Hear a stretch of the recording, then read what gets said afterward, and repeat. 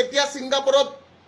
গধূলি 4:30 বাজিছে 8-9 ঘণ্টা তেওঁৰ মৃত্যুটোক লুকাই থোৱা হৈছিল তাৰ মানে 6:30 বজাত তেওঁৰ মৃত্যু হ'ব লাগিব যদি 6:30 বজাত হৈছে সিদিনা সানৰাইজ হৈছে আপোনাৰ 6:55 ত ছিংগাপুৰত আৰু তেতিয়া আমি যদি ভিডিঅ'টো চাওঁ বহুত পোহৰ হৈ আছিল কোৱেশ্চন নম্বৰ 2 পৰাগদা তেওঁলোকৰ লগত গৈছিলে পৰাগদাই এই কোনোবাই যদি স্ক্ৰীন ৰেকৰ্ডিং কৰিব বিচাৰে এবাৰ হাত দাঙিলে হ'ল মই প্ৰশ্ন কেইটা কৈ দিম আমাৰ মাত্ৰ 10টা প্ৰশ্ন আছে অসমবাসী ৰাইজৰ 10টা প্ৰশ্ন আৰু আমি তাৰে পিছত কেইটামান ডিমাণ্ডৰ কথা পাতিম এণ্ড দেন লাইভটো অফ কৰিম যদি কোনোবাই স্ক্ৰীন ৰেকৰ্ডিং কৰিব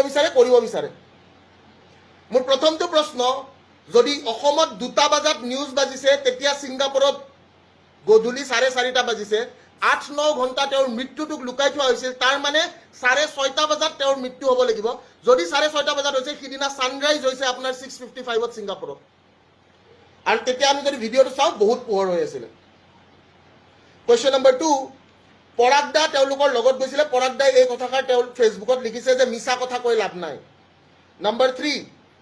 এখন ইয়ট যেতিয়া বুক কৰে ইয়টখনত আপোনালোকৰ CCTV ভিডিঅ' থাকে আৰু আমাক CCTV ভিডিঅ' গোটেইখিনি লাগে ইয়ট মানে এখন প্ৰাইভেট নাও আজিকালি টোটোত আপোনালোকৰ কি থাকে টোটোত